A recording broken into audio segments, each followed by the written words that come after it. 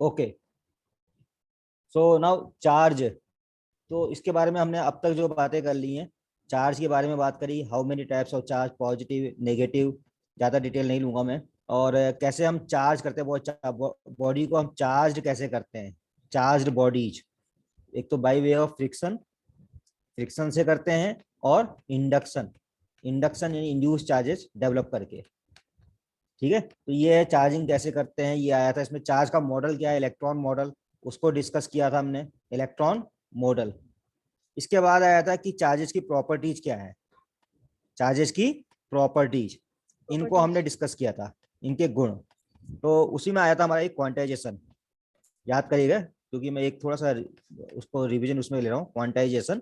और यहाँ पर एक फॉर्मूला आया था हमारा, q equal to plus minus n e, right. जहाँ पर एन क्या था, नंबर ऑफ इलेक्ट्रॉन्स जो किसी वस्तु को चार्ज करते समय, अगर डेफिशिएंसी होती है, किसी वस्तु से जाते हैं इलेक्ट्रॉन, डेफिशिएंसी मतलब कमी, डेफिशिएंसी का मतलब क्या होता है, कमी। यदि कमी होती है, किसी वस्तु से जाते हैं, तो वस्तु पॉजिटिव चार्ज होती है, तो कितने इलेक्ट्रॉन चले जाते हैं वो निकालते हैं हम, ये स्मॉल एन, ये नंबर्स होते हैं। और इलेक्ट्रॉन क्या है, इलेक्ट्रॉन, इलेक्ट्रॉन का चार्ज है 1.6 इंटू 10⁻⁻19 कूलाम। इतनी बात हुई थी, चार्ज का मात्रक की बात हो गई थी, चार्ज का मात्रक होता है कूलाम। क्या होता है, कूलाम। और इसको कभी भी पूछा जाता है कि what is one coulomb, one coulomb क्या होता है, तो वन कूलाम कहेंगे आप, one coulomb q equal to 1 ampere into 1 second. ये तो q equal to I into t वाला फॉर्मूला लगा, q equal to I into t, एक बहुत जनरल फॉर्मूला होता है ये। अभी आगे भी आएगा, जब हमारी यूनिट नंबर 2 आएगी, q equal to I into t. आवेश प्रवाह की दर को हम धारा कहते हैं, i equal to q upon t. आवेश प्रवाह की दर को हम कहते हैं धारा। और यानी यदि 1 एम्पियर की धारा 1 सेकंड पर प्रवाहित हो रही हो, तो कहते हैं कि किसी अनुप्रस्थ परिच्छेद से, क्रॉस सेक्शनल एरिया से 1 कूलाम आवेश प्रवाहित हो जाता है। ये तो बोलते हैं 1 कूलाम आवेश प्रवाहित हो जाता है। तो आगे बढ़ते हैं, तो हमने 1 कूलाम की इसकी प्रॉपर्टीज में और भी आएगी, क्वांटाइजेशन, कंजर्वेशन, हमेशा याद रखना, conservation of charges, conservation of charges, quantization of charges, ये दो तो बहुत इंपॉर्टेंट है, conservation of charges, quantization of charges.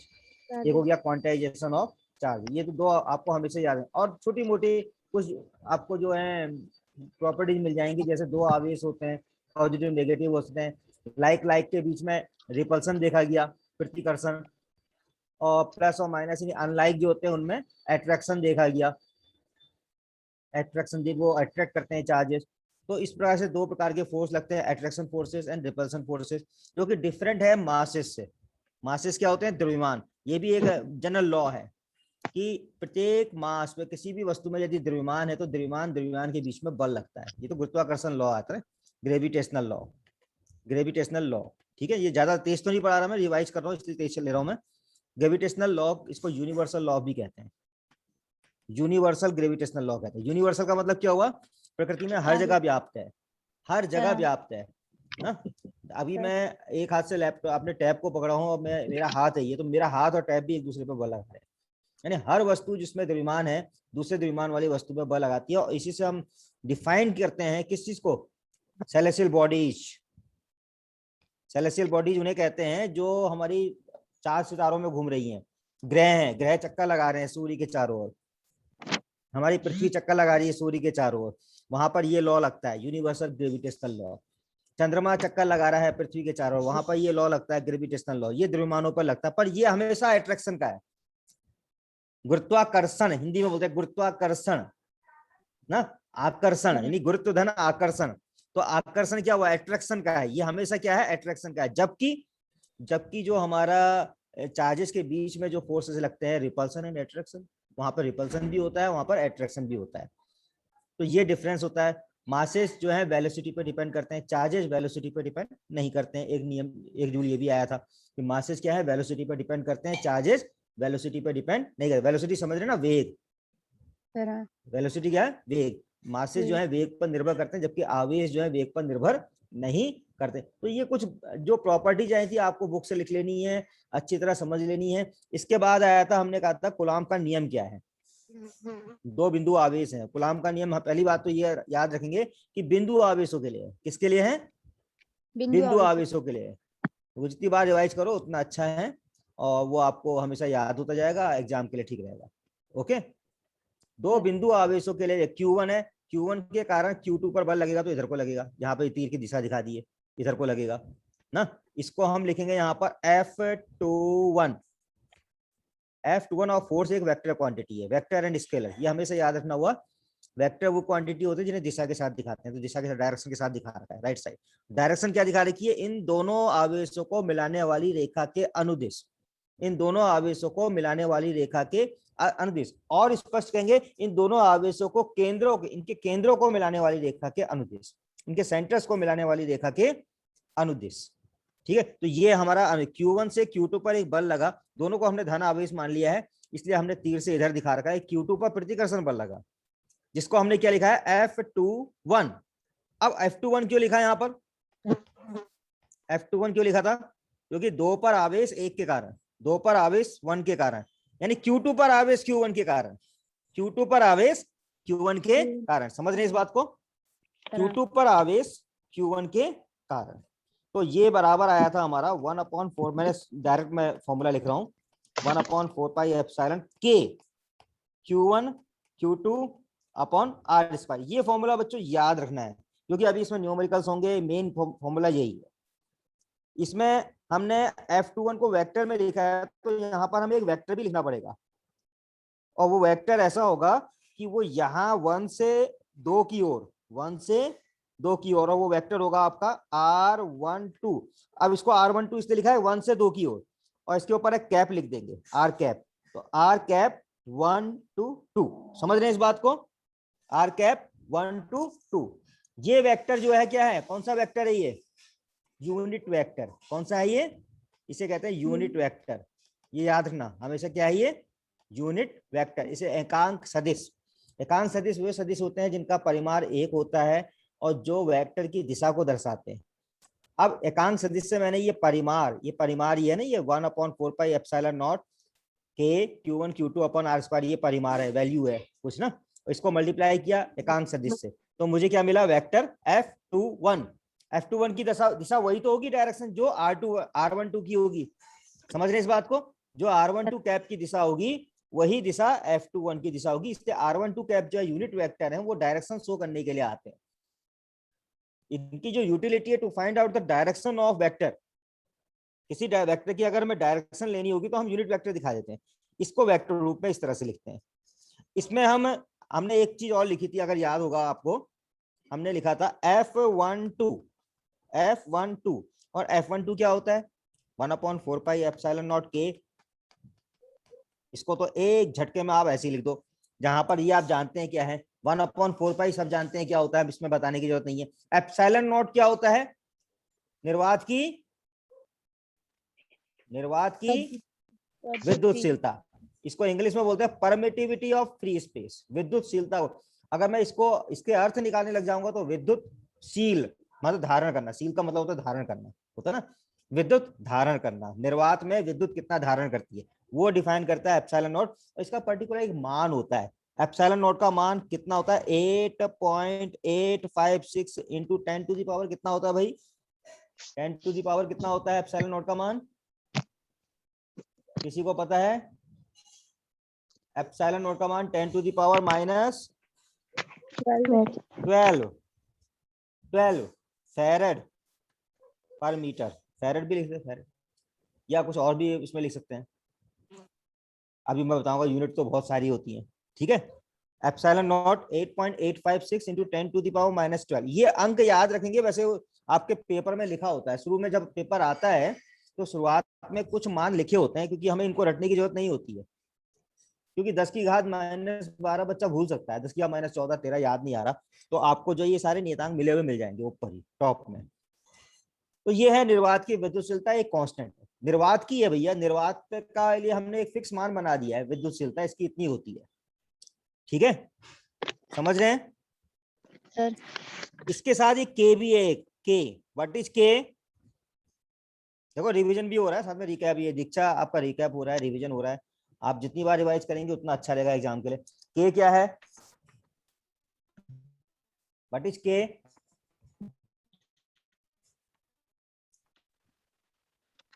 भूल गए?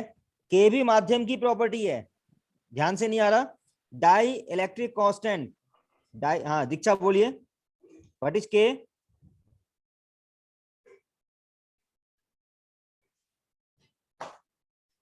आई थिंक दीक्षा ने अनम्यूट किया था। हाँ तो व्हाट इज के?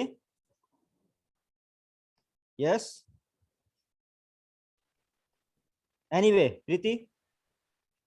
सर वैद्युतशीलता, यहाँ पर के एक नियतांक नहीं, है। वैद्युत वैद्युतशीलता का मतलब के किसी नियतांक माध्यम नहीं है की यहाँ पर, के वैद्युतशीलता नियतांक नहीं है। के एक पर्टिकुलर भौतिक राशि है, कांस्टेंट है ये, पर माध्यम से रिलेटेड है, मीडियम से रिलेटेड है, इसको याद रखिएगा। यहाँ पर ये पूरा जनरल फॉर्मूला है ये। परावैद्युतांक, परावैद्युतांक, राइट। के क्या है यहाँ पर? परावैद्युतांक, माध्यम का परावैद्युतांक। डाई इलेक्ट्रिक कांस्टेंट कहते हैं, डाई इलेक्ट्रिक कांस्टेंट। इसकी वैल्यू होती है, इसकी वैल्यू होती है के की वैल्यू वायु के लिए होती है 1, वायु के लिए कितनी होती है? 1। तभी तो 1/4πε0 लिखते हैं वायु के लिए हम। वायु के लिए हमारा फॉर्मूला सीधा सीधा बन जाता है, सीधा सीधा बन जाता है ना वायु के लिए। अगर मैं वायु के लिए इस फॉर्मूले को लिखूंगा तो क्या लिखूंगा? देखो, रिवाइज करने का मेन कारण ये है कि जो बीच में गैप हुआ है उस गैप को हम फिलअप कर दें और आपको आगे का जो है कंटिन्यू कर दें। तो अगर मैं खाली एफ लिखूं, एफ इक्वल टू 1/4πε0, इसमें ये के को तो 1 लिख दिया, Q1 Q2 upon r square, formula यही हुआ 1/4πε0 Q1 Q2 upon r square. पर ये निर्वात के लिए हुआ, वायु के लिए हुआ। यहाँ पर हम के कितना ले रहे हैं? के का मान कितना ले रहे हैं? 1 ले रहे हैं। कितना ले रहे हैं? 1 ले रहे हैं। ये के का मान सबके लिए 1 नहीं होता, के का मान जल के लिए 80 होता है और माध्यमों के लिए अलग अलग होता है, कांच के लिए अलग होता है, मोम के लिए अलग होता है। के का मान वायु से अधिक ही होता है, 1 से अधिक ही होता है। यानी कि किसी और माध्यम में वायु के अतिरिक्त यदि हम उन आवेशों को ले जाएंगे तो बल घटेगा या बढ़ेगा? जल्दी बताओ। दूरी उतनी ही रख दी आर, दूरी उतनी रखी उनके बीच की आर, घटेगा क्योंकि हर पे आएगा नीचे। एफ इक्वल टू 1/4πε0 के का मान जो अगर आपका बढ़ता जाएगा तो एफ का मान क्या होगा? घटता जाएगा, घटता जाएगा। ओके, अब इसमें एक चीज और आती है, एप्सिलॉन नॉट के की जगह लिखा जाता है एप्सिलॉन। ये एप्सिलॉन होता है निर्वात की नहीं, एप्सिलॉन होता है माध्यम की विद्युतशीलता। अगर आपको कहीं पर ये मिले सूत्र इस रूप में, अभी कहीं पर ये सूत्र इस सूत्र में उस रूप में मिले सूत्र कि F इक्वल टू 1/4πε, ध्यान दीजिए, Q1 Q2 upon r square, ऐसे मिले फॉर्मूला। तो सोचो एप्सिलॉन क्या है यहाँ पर? एप्सिलॉन नॉट नहीं लिखा मैंने, यहाँ एप्सिलॉन 0 नहीं लिखा, यहाँ पर इसकी जगह पे एप्सिलॉन लिखा हुआ है। ये एप्सिलॉन माध्यम का है, माध्यम का परावैद्युतांक क्या है? माध्यम का परा, डाइलेक्ट्रिक कांस्टेंट ऑफ मीडियम। लिखते भी जाइएगा हाथ, हाँ उसमें अपनी कॉपी में जहां पे करें कि माध्यम का एप्सिलॉन क्या है? माध्यम का परावैद्युतांक। और ये रिलेशन हो गया epsilon equal to epsilon naught K. एक रिलेशन ये भी नोट करेंगे, देखो Q बराबर प्लस माइनस एनी नोट किया, ये फॉर्मूला नोट किया। एक ये भी करना आपको, कौन सा? Epsilon equal to epsilon naught K, ये फॉर्मूला भी आपको नोट रखना है क्योंकि इस पे भी क्वेश्चन होंगे। ओके, और सीधे सीधे कहें तो K equal to epsilon upon epsilon naught, ये K equal to epsilon upon epsilon naught. तो ये हमारा पूरा आता है फोर्सेस में। आ गया ना समझ में? ये समझ में आ गया ना? इसका स्टेटमेंट मैंने इस बार डिस्कस नहीं किया है, वो स्टेटमेंट आप लोग करेंगे, खुद कर लेंगे। और वो स्टेटमेंट कोई प्रॉब्लम है ही नहीं उसमें। दो स्थिर बिंदु आवेशों के बीच लगने वाला आकर्षण अथवा प्रतिकर्षण का बल दोनों आवेशों की मात्राओं के गुणनफल के अनुक्रमानुपाती तथा उनके बीच की दूरी के वर्ग के व्युत्क्रमानुपाती होता है। यही तो था ना? F अनुक्रमानुपाती होता है, दोनों के आवेशों की मात्राओं के गुणनफल के अनुक्रमानुपाती, उनके बीच की दूरी के वर्ग के व्युत्क्रमानुपाती होता है। तभी तो बना था ये हमारा फॉर्मूला ऐसे ना। और जब हमने इसको हटाया तो हमने एक लिख दिया था F बराबर के। अभी ये के छोटा वाला लिखा है मैंने, जानबूझ के लिखा है क्योंकि एक के हमारा बाद में आ जाता है, तो ये लिखा था। अब इस के की जगह क्या लिखा था हमने? 1/4πε0 के, बड़ा वाला के, दूसरा के है ये, Q1 Q2 upon r square. समझ गए ना? तो ये आपको फॉर्मूले के रूप में ये इन चीजों को याद रखना है। आगे बढ़ते हैं। आगे हमने कहा था कि अब यदि कोई आवेश है, यदि कोई आवेश है भाई, ये इस तरह से आवेश है और इसके चारों ओर ये चारों ओर सघन एरिया है, कुछ होगा ही। यहाँ पे कोई नया आवेश ला रहे हैं, दूसरा आवेश ला रहे हैं, और इस पे यहाँ पे भी बल लगेगा। इधर पास लाएंगे तो कुछ ज्यादा लगेगा भैया, लगेगा ना? क्यों? क्योंकि स्मॉल आर का मान कम हो रहा है। F equal to 1/4 pi epsilon naught K Q1 Q2 upon R square. R कम करेंगे तो F बढ़ेगा, दूरी कम करेंगे तो फोर्स बढ़ेगा, राइट? राइट। तो जितना पास लाऊंगा मैं उतना फोर्स बढ़ेगा ना इस पे, Q नॉट पे। इतना यहाँ लाऊंगा तो यहाँ और फोर्स लगेगा, यहाँ लाऊंगा तो यहाँ और फोर्स लगेगा। यानी कि ये जो बीच में है सेंटर में Q, ये अपने चारों ओर एक ऐसा सघन क्षेत्र बना रहे हैं, वहां पे दूसरा आवेश जो है बल का अनुभव कर रहा है, फोर्स, एक्सपीरियंस है फोर्स। मतलब ये आता है तो इसमें बल लगने का हो रहा है। मैंने इसको एक एग्जांपल दिया था कि यदि किसी मालिक का ये आम का बगीचा है और कोई लड़का अंदर घुस जाए तो आम का जो माली होता है बगीचे का, वो डंडा लेके मारने को आता है। अगर वो दूर है तो धीमे से मारता है, पास है तो जोर से मारता है, यानी कि जोर से बल लगाता है। इतने पास आ गया तो उसकी टांग ही तोड़ देगा वो, मार मार के सीधे, और वो भाग के जाएगा ठर करके सीधे आगे को, क्योंकि फोर्स ज्यादा होगा, यहाँ पर फोर्स कम होगा, और इसके सीधे भागेगा। बिल्कुल वैसे ही देखो, यहाँ पर Q नॉट को लाऊंगा मैं तो बल लगेगा, तो बल से सीधे Q नॉट इधर को जो है मूव कर जाएगा। जिस दिशा में मूव करेगा ये, वो दिशा कौन सी दिशा होगी? उसके फोर्स की दिशा होगी। क्योंकि कूलाम का नियम कहता है ना, फोर्स कहाँ लगता है? दोनों आवेशों के केंद्रों को मिलाने वाली रेखा के अनुदिश। ये तो कहता है दोनों आवेशों के केंद्रों को मिलाने वाली रेखा के अनुदिश। तो ये फोर्स लगेगा तो उसी दिशा में सीधे मूव कर जाएगा आगे को, बाहर की तरफ। अब यही Q नॉट यहाँ पे होता तो ये इसी दिशा में बाहर की तरफ, ये Q नॉट यहाँ पर होता तो ये इधर को मूव कर जाता, ये Q नॉट यहाँ पे होता। तो अब इसमें एक चीज और है, Q नॉट जो ले रहे हैं हम, अब इसको ऐसा नहीं कि ये Q आवेश जो है उससे बड़ा आवेश हम ले लें तो अब इसको मूव करा देगा वो। इसलिए Q नॉट को अति सूक्ष्म माना गया है, अत्यंत ही सूक्ष्म माना गया है। इसको कहते हैं टेस्ट चार्ज, किताबों में लिखेगा टेस्ट चार्ज, इसमें परीक्षण आवेश।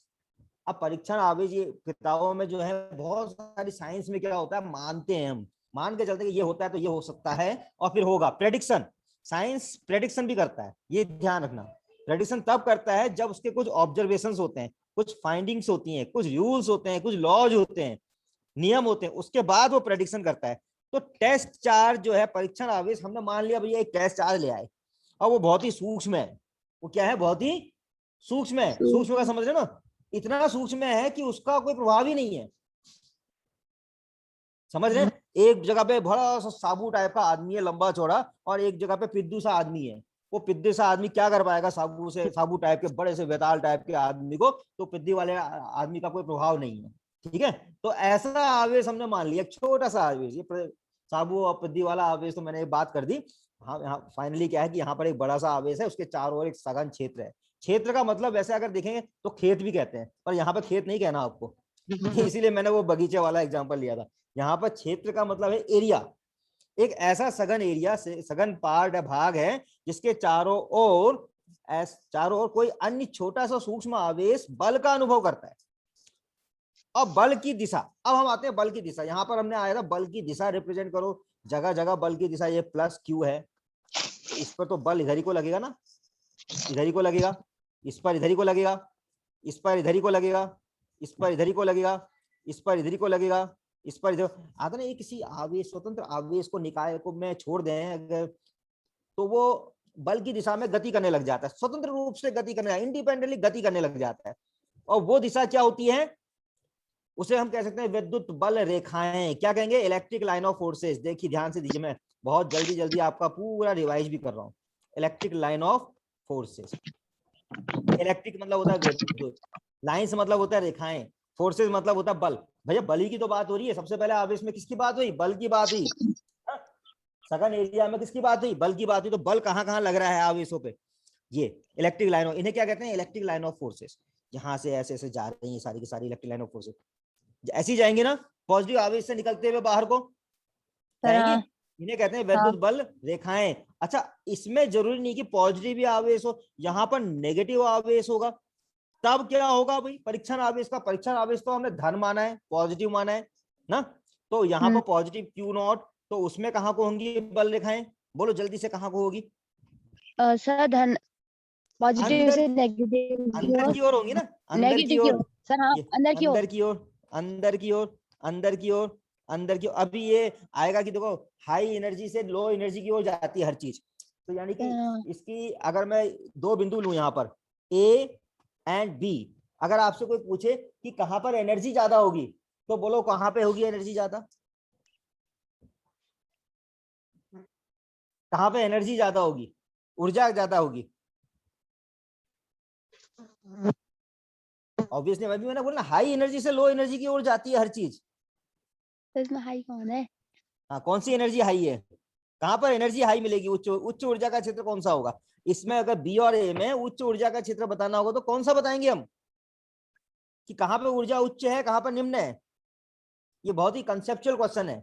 ये क्वेश्चन जो है आपसे कॉम्पिटिटिव उसमें पूछा जाएगा कंपटीशन में, कौन सा उच्च ऊर्जा है कहाँ पर? सर बी में होगी। हाँ बी में। यू, अगर मैं कहूँ यहाँ पे एनर्जी को यू बी लिखूं तो U B is greater than you A. Energy release होती है ना, एनर्जी क्या होती सर है हाँ, हमेशा, ये अगर मैं इधर को आवेश ऐसे गति कर रहा है तो एनर्जी रिलीज करेगा इधर को।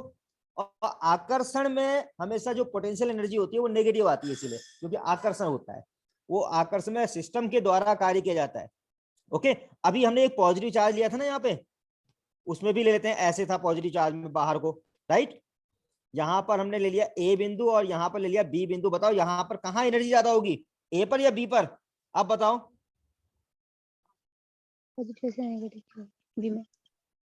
ए से बी की ओर आएगा तो उच्च ऊर्जा से निम्न ऊर्जा की ओर आएगा। बताओ कहाँ एनर्जी ज्यादा है? ए में। ए में। U A is greater than U B, U A is greater than U B. तो यानी ए पर एनर्जी ज्यादा है और बी पर एनर्जी रिलीज करेगा ना। इसका मतलब ये है कि जब हम किसी आवेश को, जैसे हमारा ये पॉजिटिव आवेश है, अभी मैं इसको भी मिटाता हूँ यहाँ पर और फिर बताता हूँ, ये एक हमारा पॉजिटिव आवेश है, यहाँ पर हम इसको ला रहे हैं, पास में ला रहे हैं, तो एनर्जी क्या हो रही है, स्टोर हो रही है। एनर्जी क्या हो रही है, स्टोर हो रही है। आपने ग्रेविटेशनल लॉ ऑफ फोर्सेस को पढ़ा है। अगर मैं किसी द्रव्यमान को यहां से उठा के यहां ले जाऊं, यहां से उठा के किसी पत्थर को भी ले गया, चलो उठा करके एक छत में ले गया, उस पत्थर में एनर्जी स्टोर हुई ना, हुई नहीं? अरे ग्रेविटेशनल फोर्स नीचे को लग रहा था, एफ जी, जिसे हम कहते हैं जी m1 m2 upon r square, वो ऐसी फॉर्मूला वहां भी था, F G equal to G m1 m2 upon r square, ये न्यूटन फॉर्मूला है। अगर मैं इस वस्तु को, ये वस्तु है एक, इसको उठा के यहां रख दिया इस आकर्षण बल के विरुद्ध ऊपर को, तो एनर्जी स्टोर होगी। जब भी विरुद्ध कार्य करते हैं तो एनर्जी स्टोर होती है, यहाँ पर इसमें एनर्जी स्टोर होगी। अगर आप इसको छोड़ देंगे पत्थर को तो क्या होगा, नीचे ऊपर से नीचे को आएगा ना। सर हाँ, तो एनर्जी जितना ऊपर ले जाओगे एनर्जी स्टोर होती जाएगी, जितना ऊपर टॉप में ले जाओगे एनर्जी स्टोर, और उतनी ज्यादा ऊर्जा से ही नीचे को आएगा, फिर छोड़ेंगे तो ऊर्जा रिलीज करेगा। तो जब प्रतिकर्षण बल होता है तो ऊर्जा संचित होती है, याद रखो। आकर्षण बल होता है तो ऊर्जा संचित नहीं होती, बल्कि ऊर्जा खर्च हो रही होती है, समझ रहे हैं? तो यहां पर जब हम ले रहे थे प्लस क्यू, मैं कह रहा था टेस्ट चार्ज को हम इधर ला रहे हैं तो इसमें ऊर्जा क्या थी, संचित हो रही थी, इसीलिए तो आपने कहा ए में ज्यादा होगी ऊर्जा, बी में कम होगी, क्योंकि ए से बी की ओर जाएगा। ए से छोड़ देंगे तो क्या होगा, ए से बी की ओर जाएगा। समझ रहे हैं मेरी बात, समझे मेरी बात? अब देखो, हाँ वही नेगेटिव में बोला था मैंने, नेगेटिव नेगेटिव नेगेटिव में तो इधर को आ ही रहा है अपने आप, वो तो उधर को इधर को ले जाते तब ऊर्जा संचित होती, आकर्षण बल के विरुद्ध। आकर्षण बल के कारण तो खुद ही आ रहा है, तो ऊर्जा कहां पर है इसमें, ए बी। तो यहाँ पे आपने कहा कि u B is greater than you a, तो एग्जैक्टली सही कहा, क्योंकि इसमें ऊर्जा क्षेत्र जो है यहाँ पर ज्यादा है, यहाँ पर कम है। ये ऊर्जा की कहानी बाद में भी आएगी, अभी नेक्स्ट चैप्टर में जब हम विद्युत स्थितिज ऊर्जा पढ़ेंगे, इलेक्ट्रोस्टैटिक एनर्जी पढ़ेंगे। अभी तो हमें पढ़ना था इलेक्ट्रिक लाइन ऑफ फोर्सेस। तो पॉजिटिव चार्ज बाहर को निकलती हुई, बाहर को निकलती हुई, क्लियर हो गया ना, बाहर को निकलती हुई क्यों है ना, बाहर को निकलती हुई क्यों है, ये तो क्लियर हो गया आपको, ठीक है? और इसमें नेगेटिव चार्ज अंदर को आती हुई, अंदर को आती हुई। अभी एक टर्म आएगा पोटेंशियल, ठीक है, उसमें फिर डिस्कस होगा ये, अंदर को आती हुई, ये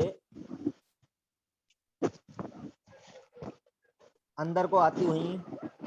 देखो फिजिक्स को बड़े इंटरेस्ट से पढ़ो तो बड़ा मजा आता है, पढ़ाने वाले को भी और पढ़ने वाले को भी अंदर को आती हुई, ठीक है। ये पॉजिटिव में बाहर को जाती हुई, नेगेटिव में अंदर को आती हुई। और क्या आता था, एक पॉजिटिव आता था यहाँ पर, एक पॉजिटिव आता था। तो बताओ तो जल्दी बनाओ तो, कैसे बनाओगे। एक क्वेश्चन तो यही आ जाता है, इलेक्ट्रिक लाइन ऑफ फोर्सेस को ड्रॉ करो भैया। हाँ, पॉजिटिव पॉजिटिव चार्ज है समान से, कैसे करोगे आपके यहाँ है। यहाँ तो पहले बाहर को निकलते हुए दिखा दोगे ना, यहाँ। और यहाँ से क्या होगा, ये रिपल करेंगी तो यहाँ पर ये ऐसे जाएंगी, ऐसे बाहर को पीछे को हटती हुई, ऐसे, समझ रहे हैं, ऐसे। और ये दिखाता है पिक्चर क्या, एक पिक्चर ऑफ रिपल्सन, यानी कि प्रतिकर्षण का एक चित्र दिखा रहा है ये, कि किस तरह से प्रतिकर्षण हो रहा है, लाइन ऑफ फोर्सेस पीछे को हट रही है। यहाँ पर क्या हो जाएगा, एक जगह पे जीरो भी मिल जाएगा, कोई बल ही नहीं लग रहा। यहाँ पर कोई क्यू नोट को ला रहे हैं तो कोई बल ही नहीं लग रहा। क्यों? क्योंकि इसके कारण बल इधर को, इसके कारण बल इधर को आपस में निरस्त कर दिया भैया। वेक्टर है ना, एक बल इधर को लगा, उतना ही बल इधर को लगा, जीरो हो गया, जीरो हो गया ना। अगर किसी चीज को एक इधर से खींच रहा है, उधर से खींच रहा है भैया, उसका मूवमेंट क्या होगा, नहीं, जीरो हो जाएगा, फोर्स क्या होगा, जीरो हो जाएगा। तो यहाँ पर एक जगह पे ऐसी भी आएगी जहां पर बल क्या होगा, शून्य होगा। इसलिए वहां जहां पर बल शून्य होगा तो वहां लाइन ऑफ फोर्सेस कहाँ होंगी, होंगी ही नहीं ना। वहां पर line of forces, electric line of forces होंगी ही नहीं। दूसरा क्या है, कुछ स्थानों पर देखा गया कि ये लाइन ऑफ फोर्सेस बहुत घनी है, प्रबल क्षेत्र, प्रबल क्षेत्र, हाँ बिल्कुल सही बात है। जहां पर घनी है वहां पर आप कह दीजिए कि यहाँ पर वैद्युत क्षेत्र प्रबल है, और जहां पर दूर दूर हट रही है वहां पर वैद्युत क्षेत्र का मान क्या है, घट रहा है, कम है। वहां पर वैद्युत क्षेत्र का मान कम है। समझ रहे हैं इस बात को, क्लियर हो गया ना। अच्छा, और दूसरे एक गुण और आता है कि वैद्युत बल रेखाएं काट नहीं सकती भैया एक दूसरे, दो वैद्युत बल रेखाएं काट नहीं सकती। तो आप क्या कहते हो, इसलिए नहीं काटती हैं कि बल की दो दिशा हो ही नहीं सकती। बल एक वेक्टर क्वांटिटी, एक ही दिशा तो होगी ना। एक जगह पे हमने एक आवेश रख दिया क्यू नॉट, अरे उस पर एक ही दिशा में तो बल लगेगा, और आप दूसरा भी दिखा दे रहे हो ऐसे काट करके, ऐसे काट करके। तो एक बल तो यहाँ दिखा दिया, एक बल यहाँ दिखा दिया। दिशा, दिशा तो स्पर्श रेखा से दिखाई जाती है, टेंजेंट से, किसी बिंदु पर, किसी पॉइंट पर। तो ये कैसे हो सकता है भाई, दो दिशाएं, तो दो दिशाएं संभव हो नहीं सकती, इसलिए दो वैद्युत बल रेखाएं काट नहीं सकती, दो वैद्युत बल रेखाएं काट नहीं सकती। अच्छा, आकर्षण को कैसे शो करते हैं भैया, ये भी कैसे, आकर्षण कैसे शो करते हैं। तो पॉजिटिव चार्ज, नेगेटिव चार्ज, बोलो क्या होता है, आ रही है पॉजिटिव से, आ रही है नेगेटिव को जा रही है, टर्मिनेट, आ रही है पॉजिटिव से आई नेगेटिव को गई, आ रही है पॉजिटिव से आई नेगेटिव को गई, आ रही है पॉजिटिव से आई नेगेटिव को गई, आ रही है पॉजिटिव से आई नेगेटिव को गई। तो ये बिल्कुल डोरी जैसे सिकुड़ रही होगी कोई, है ना, इस तरह से कोई डोरी सिकुड़ रही है, और पॉजिटिव से आ रही है नेगेटिव को आ रही है, और इधर से जा रही है बाहर, इधर को चली गई बाहर, कुछ तो बाहर भी जाएंगी, और इधर से कुछ ये इधर को अंदर आ रही है, कुछ ये अंदर को आ रही है, ये नेगेटिव में अंदर को आ रही है। परंतु पॉजिटिव से नेगेटिव को आती भी नहीं, पॉजिटिव से नेगेटिव चार्ज की ओर आते हुए। तो इस प्रकार से चित्र बनेगा किसका, आकर्षण। ये दिखाता है picture of attraction, picture of attraction, right, clear है सर। ठीक, गुड। अभी उसके बाद आया था हमारा के की कई वैल्यूज के बारे में आ गया था। के की वैल्यू एफ मीडियम है, एक एफ वैक्यूम है, निर्वात, वैक्यूम निर्वात, ठीक है। एफ वैक्यूम का फॉर्मूला लिखा 1/4 पाई एप्सिलॉन नॉट Q1 है Q2 अपॉन R स्क्वायर, ये तो लिखेंगे ना, ये लिखेंगे।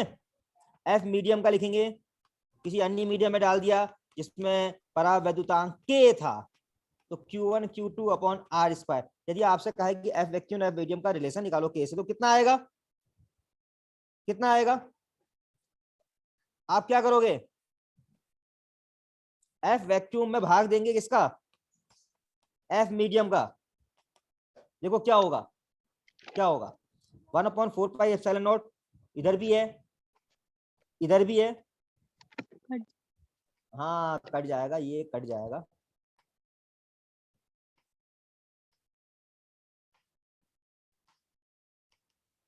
ये कलर चेंज ही नहीं कर रहा। अच्छा अच्छा जी, अब करेगा चेंज, हाँ ठीक कर दिया। देखो ये है 1/4 पाई एप्सिलॉन नॉट, इधर है और इधर भी है, ये तो कट गया ना, Q1 Q2 इधर भी है और इधर भी है, ये भी कट गया, R स्क्वायर इधर भी है, इधर भी, ये तो सब कट गया। तो बचा क्या, बचा क्या, 1/1/K, ये तो बचा, ये 1 था, और यहाँ पे 1/K है, K नहीं है, 1/K। एफ मीडियम में 1/K तो बचा, सर सब हाँ। कुछ कटने के बाद, तो 1/k इसलिए लिखा है यहाँ पर, ठीक है। तो एफ ये बराबर कितना हुआ, के, यानी के बराबर कितना हुआ, एफ वैक्यूम बटे एफ मीडियम, कितना हुआ, एफ वैक्यूम बटे एफ मीडियम। वैसे ये के ना अभी जगह जगह आएगा, अभी कैपेसिटेंस में भी आएगा के, संधारित्र में धारिता में भी के आएगा। फिलहाल ये दो फॉर्मूले याद रख लो, के बराबर epsilon upon epsilon not F vacuum बटे एफ मीडियम, एफ वैक्यूम बटे एफ मीडियम, क्योंकि जब इसके न्यूमेरिकल करेंगे तो हमारा ये सब पसारा इसमें फिर निकल के आएगा, के क्या था, के की वैल्यू कैसे निकालें, किस तरह से के की वैल्यू निकालें। Okay okay. सर तो हमारा ये यहां तक हमारा फोर्स कंप्लीट हो जाता था, फोर्स पूरा कंप्लीट हो जाता था। कल हम लेंगे अब फिर विद्युत क्षेत्र, कल हम फिर लेंगे क्या, इलेक्ट्रिक फील्ड, विद्युत क्षेत्र इसलिए लेंगे। और कल हम इलेक्ट्रिक फील्ड में ज्यादा से ज्यादा कंप्लीट कर लेंगे। इलेक्ट्रिक फील्ड के बारे में हम क्योंकि आपको बता चुके हैं पहले, इसलिए हमें ज्यादा समझाने में टाइम नहीं लगेगा। देखो आज हमें समझाने में बिल्कुल टाइम नहीं लगा, क्यों, क्योंकि पहले से बता चुके थे। इलेक्ट्रिक फील्ड की डेफिनेशन आपको बता चुके हैं, बहुत जल्दी बता देंगे। अब हम बताएंगे electric field due to a point charge, electric field due to a point charge. अब देखो इंग्लिश में घबराइएगा मत, ड्यू टू मतलब कारण, ठीक है, के कारण। विद्युत क्षेत्र किसके कारण भैया, बिंदु आवेश के कारण, बिंदु आवेश के कारण विद्युत क्षेत्र, हिंदी में ये हुआ। ड्यू टू होता है तो जहां पे ड्यू टू लगा होता है ना वो के कारण, electric field due to a point charge, बिंदु आवेश के कारण विद्युत क्षेत्र, यानी कि आवेश क्यू है, इससे आर दूरी पर इलेक्ट्रिक फील्ड कितना होगा वो निकालेंगे कल हम, ठीक है। हम इलेक्ट्रिक फील्ड की डेफिनेशन बनाएंगे, तो उसके बाद कहेंगे कि बिंदु आवेश के कारण विद्युत क्षेत्र कितना होगा वो निकालेंगे। फिर हम कहेंगे कि अच्छा बिंदु आवेश के कारण तो इलेक्ट्रिक फील्ड इतना हो गया, अगर हम एक डायपोल की कल्पना करें, प्लस क्यू और माइनस क्यू, डायपोल क्या होता है भैया ये भी बताएंगे, द्विध्रुव क्या होता है ये भी बताएंगे, ठीक है, कैसे बनते हैं मॉलिक्यूल्स में ये भी बताएंगे। उसके बाद डायपोल की एक्सियल लाइन, यानी डायपोल के कारण विद्युत क्षेत्र यहाँ पर कितना होगा, फिर डायपोल के कारण यहाँ पर कितना होगा, अलग अलग जगह पे वो निकालेंगे। ये टॉपिक पूरे होंगे, एक पूरा पीरियड का टॉपिक ये है इलेक्ट्रिक फील्ड, ठीक है। कल हमारा यही टॉपिक होगा। Okay okay sir. तो समझ में आया, हाँ वेरी गुड। समझ में आना चाहिए, जहां पर समझ में नहीं आएगा आप बताएंगे हमें ये पॉइंट समझ में नहीं आ रहा था भैया, इसको फिर हम देखेंगे कुछ और तरीका, क्योंकि मेरा काम तो ये है कि समझाने का। आपको समझ में आ रही होंगी चीजें तो बहुत बढ़िया, मेरा आगे पढ़ाने का मन चलता करता रहेगा, और समझ में नहीं आएंगे तो फिर मेरी गाड़ी भी रुक जाएगी, समझ रहे ना। और दीक्षा जानती हैं, दीक्षा मुझसे पहले से पढ़ रही हैं, इसलिए मेरे पढ़ाने के तरीके को जानती हैं, वो समझती हैं, ठीक है। क्यों दीक्षा,